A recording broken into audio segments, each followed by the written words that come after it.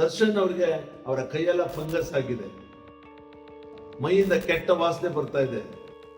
1 ತಿಂಗಳಾದಂತೆ ಅವರು ಬಿಸಿಲಿನ ಶಾಖವನ್ನು ತಗೊಂಡು.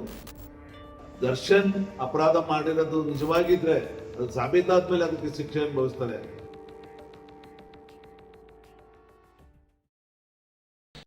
ನಮಸ್ಕಾರ ವೀಕ್ಷಕರೇ, ನಾನು ಲಕ್ಷ್ಮೀಸಾಗರ ಸ್ವಾಮಿಗೌಡ. ಹಿಮಾಗ್ನಿ ಯೂಟ್ಯೂಬ್ ಚಾನೆಲ್ಗೆ ಸ್ವಾಗತ. ಸ್ನೇಹಿತರೆ, ಇವತ್ತು ಒಂದು ಆಘಾತಕಾರಿ ಸುದ್ದಿ ಪರಪ್ಪನ ಅಗ್ರಹಾರ ಜೈಲಿನಿಂದ ಹೊರಗಡೆ ಬಂದಿದೆ. ಇವತ್ತು ಏನು ನಮ್ಮ ಚಾಲೆಂಜಿಂಗ್ ಸ್ಟಾರ್ ದರ್ಶನ್ ಅವರಿದ್ದಾರೆ, ಅವ್ರದ್ದು ಕೋರ್ಟ್ ಹಿಯರಿಂಗ್ ಇತ್ತು. ಘನ ನ್ಯಾಯಾಲಯ ದರ್ಶನ್ ಅವ್ರನ್ನ ಪರಪ್ಪನ ಅಗ್ರಹಾರದಿಂದಲೇ ವಿಡಿಯೋ ಕಾನ್ಫರೆನ್ಸ್ಗೆ ಕರೆಸ್ಕೊಂಡಿದ್ರು. ಆವಾಗ ವಿಡಿಯೋ ಕಾನ್ಫರೆನ್ಸ್ಗೆ ಬಂದಂತ ದರ್ಶನ್ ಅವರು ಜಡ್ಜ್ ಮುಂದೆ ಬಹಳ ಕಣ್ಣೀರು ಹಾಕಿ ಅವರತ್ಕೊಂಡಿದ್ದಾರೆ. ಹೌದು, ದರ್ಶನ್ ಯಾಕೆ ಜಡ್ಜ್ ಮುಂದೆ ಕಣ್ಣೀರು ಹಾಕಿದ್ರು ಅಂತ ಹೇಳಿದಾಗ ಒಂದೊಂದೇ ಆಘಾತಕಾರಿ ಸುದ್ದಿಗಳು ಹೊರಬರ್ತಾ ಇವೆ. ದರ್ಶನ್ ಅವರಿಗೆ ಅವರ ಕೈಯೆಲ್ಲ ಫಂಗಸ್ ಆಗಿದೆ, ಹಾಗೇನೆ ಅವರ ಮೈಯಿಂದ ಕೆಟ್ಟ ವಾಸನೆ ಬರ್ತಾ ಇದೆ. 1 ತಿಂಗಳಾದಂತೆ ಅವರು ಬಿಸಿಲಿನ ಶಾಖವನ್ನು ತಗೊಂಡು. ಹೀಗಾಗಿ ನನಗೆ ಜೈಲಿನಲ್ಲಿ ಇರಕ್ಕಾಗಲ್ಲ, ದಯಮಾಡಿ ನನಗೆ ಒಬ್ಬನಿಗೆ ವಿಷ ಕೊಟ್ಬಿಡಿ ಅಂತ ಅವ್ರು ಹೇಳಿದಾಗ ಜಡ್ಜ್ ಅವರು ಈ ತರ ಎಲ್ಲ ಮಾತಾಡಬಾರ್ದು, ನೀವು ಧೈರ್ಯವಾಗಿರಿ ಅಂತ ಹೇಳಿ ಮತ್ತೆ 3 ಗಂಟೆಗೆ ಬರ್ತೀವಿ ಅಂತ ಈಗ ಒಂದು ಕಲಾಪವನ್ನು ಮುಂದೂಡಿದ್ದಾರೆ. ಸ್ನೇಹಿತರೆ, ಇದನ್ನ ಕೇಳ್ತಾ ಇದ್ರೆ ನಿಜಕ್ಕೂ ಆಘಾತ ಆಗ್ತಾ ಇದೆ. ನಮ್ಮ ಮೀಡಿಯಾದವರು ಸ್ವಲ್ಪ ಗಮನ ಇಟ್ಟು ಮಾಡಬೇಕು.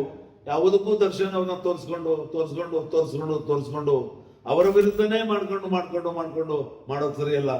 ದರ್ಶನ್ ಅಪರಾಧ ಮಾಡಿರೋದು ನಿಜವಾಗಿದ್ರೆ ಅದು ಸಾಬೀತಾದ್ಮೇಲೆ ಅದಕ್ಕೆ ಶಿಕ್ಷೆ ಅನುಭವಿಸ್ತಾರೆ.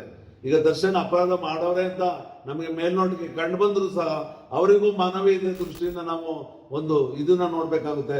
ಜೈಲಿನಲ್ಲಿ ಅವ್ರ ಪಾಪ ಪ್ರಜ್ಞೆ ಕಾಡ್ತಾ ಇದೆ ದರ್ಶನ್ ಅವ್ರಿಗೆ. ಹಾಗಾಗಿ ಇವತ್ತು ಆ ರೀತಿ ಕೇಳ್ಕೊಂಡಿದ್ದಾರೆ.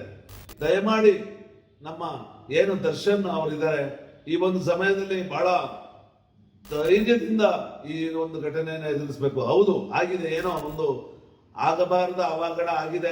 ಅದಕ್ಕೆ ಈಗ ಅವರು ಪಶ್ಚಾತ್ತಾಪವನ್ನು ಕೊಟ್ಟಿದ್ದಾರೆ. ಸುಪ್ರೀಂ ಕೋರ್ಟ್ ಅವ್ರ ಬೇಲನ್ನು ನಿರಾಕರಿಸಿದೆ. ಹಾಗಾಗಿ ಅವ್ರು ಮತ್ತೆ ಜೈಲಿಗೆ ಹೋಗಿದ್ದಾರೆ.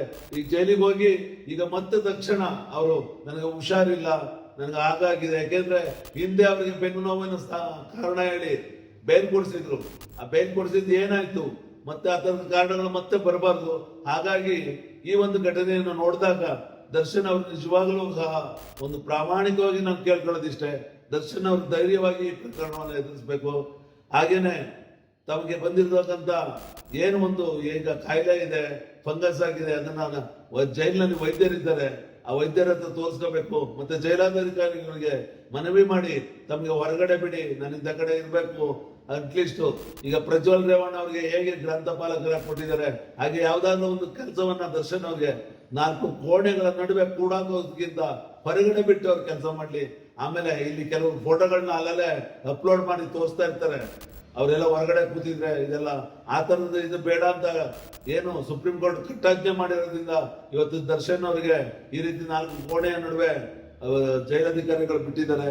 ಹಾಗಾಗಿ ಇನ್ ಮುಂದೆ ದರ್ಶನ್ ಅವರು ಇಂತಹ ಘಟನೆಗಳಿಗೆ ವಿಚಲಿತರಾಗೋದು ಬೇಡ.